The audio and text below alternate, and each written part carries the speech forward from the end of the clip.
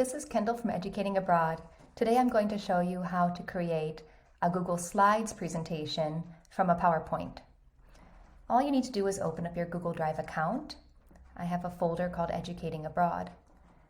I'm going to drag and drop my PowerPoint file into Google Drive. The PowerPoint presentation will automatically load into the file that you've dropped it into. All right, so once your file has uploaded into your Google Drive, it will still look like a PowerPoint presentation. All you need to do is right-click, open with Google Slides, and Google Slides will automatically open your presentation as a Google slide. Then from Google Slides, you can just hit Slideshow and begin your presentation as normal.